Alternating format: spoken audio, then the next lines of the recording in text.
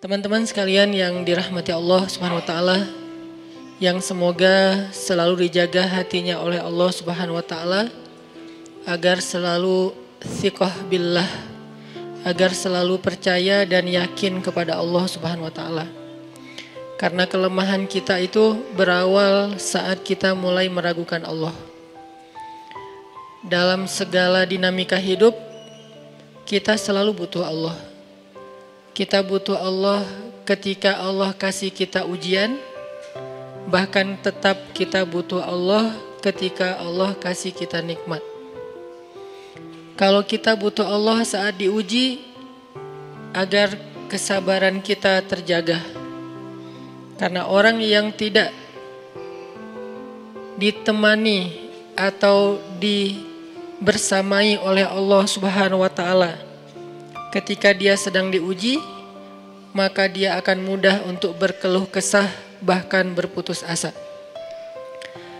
Kebersamaan Allah kepada dia saat dia diuji itu adalah Allah Subhanahu wa taala menghibur hatinya. Allah Subhanahu wa taala menenangkan hatinya. Allah Subhanahu wa taala menghidupkan hatinya dengan nikmat iman. Ala bidzikrillahi tatmainnul qulub. Innamal mu'minun idza dzukirallah wajilat qulubuhum. Bukankah dengan mengingat Allah hati menjadi tenang? Dan orang yang beriman apabila diingatkan dengan nama Allah, disebut nama Allah, maka hatinya akan bergetar. Ini bentuk Allah membersamai hambanya ketika dia dalam keadaan diuji. Allah menghiburnya dengan kalimat, alam yajidka yatiman fa'awa wa wajadaka dhallan fahada wa wajadaka ailan fa'aghna. Allah menghiburnya dengan kalimat, inna a'tainakal kautsar. Allah menghiburnya dengan kalimat, kalla saya'lamun summa kalla saya'lamun. Allah menghiburnya dengan kalimat, la tahzan innallaha ma'ana.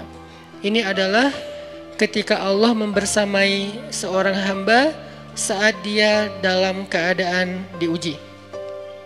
Allah membersamai hamba juga ketika dia dalam keadaan diberi nikmat.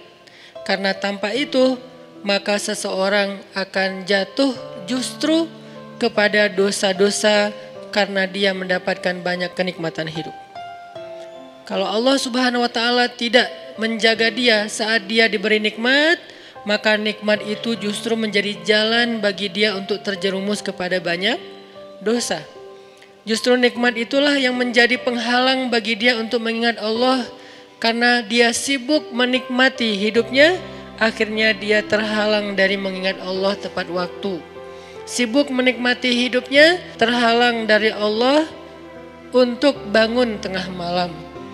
Karena dia tidurnya larut. Kenapa tidur larut? Karena terlalu banyak yang harus dia nikmati sebelum tidur.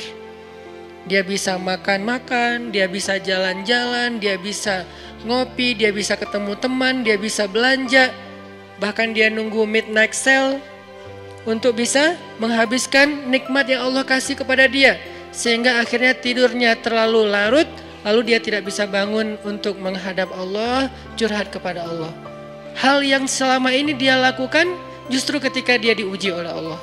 Ketika diuji oleh Allah, mudah bagi dia bangkit tengah malam, curhat, sujud panjang, menangis dalam doa. Ketika Allah kasih nikmat, curhatnya hilang, malamnya lelap, sampai bahkan subuhnya juga kelewat. Ini kalau Allah nggak membersamai seorang hamba ketika dia diberi nikmat. Sehingga orang yang seperti ini, kalau dalam keadaan seperti ini terus menerus dalam jangka waktu yang lama, nanti dia akan terjebak di dalam istidraj.